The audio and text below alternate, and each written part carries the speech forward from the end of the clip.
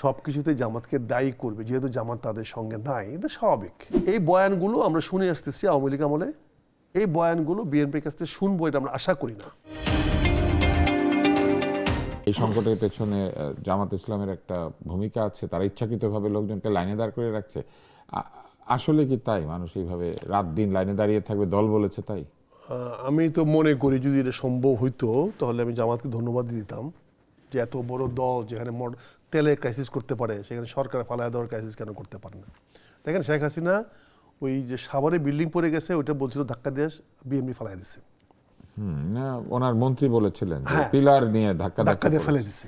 রানা প্লাজার কথা বলতেছে। আচ্ছা না, এবং সেই রানাকে জামাতের আইনজীবীরা জামিন করিয়েছিল। তোমার কথাবার্তা তো জবাব দিনি ভাই, এটারও একটু জবাব চাই। আমি প্রশ্ন করে ক্রস করতে।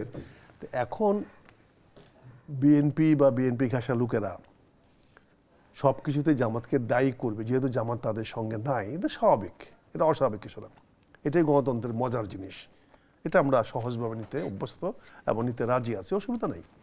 আপনি তো আমাদেরকে দায়ী করবেন, এবং এই যে আপনার দায়ী করছেন এটি তো গণতন্ত্রের নিয়ম যে আপনি বড় হয়ে আপনি আমাকে দায়ী করছেন, আপনি 2/3 মেজরিটি নিয়েও আপনি কমফোর্ট ফিল করতেছেন না, আপনি এখনো ভাবতেছেন না যে আপনি কাজটা করতে পারবেন।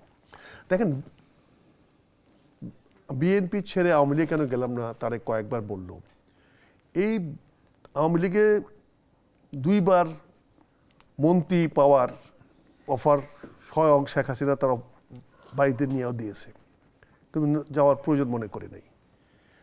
17 বছরে মায়ের খেয়েছি, 4বার জেল খেটেছি, তারপরে কোনো একটা জায়গায় আমাকে 2-5 টাকা লোন দিয়েছে, নগদ হয়তো নগদ বেশি দিয়েছে, এই জন্য তো লোন দরকার পড়ে নাই, তাহলে তো আমার লোনগুলো পরিশোধ হইতো। আপনি আওয়ামী লীগের সঙ্গে ছিলেন তো?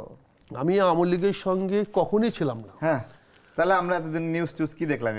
এগুলো তো তোমরা নিউজ দেখবাই, আমি তো আওয়ামী লীগের সঙ্গে কখনই ছিলাম না, কারণ সবাই জানে আমার এলাকার মানুষ জানে, আমরা ব্যক্তিগত উত্তর খোঁজার চেষ্টা করছি, আমার জনগণ জানে, জানার চেষ্টা করছি, আমার এলাকার জনগণ জানে, আমার এলাকার জনগণ সবচেয়ে ভালো জানে। এখন আমি শেখ হাসিনার পতন না হলে এখনো আওয়ামী লীগের সঙ্গেই থাকতেন।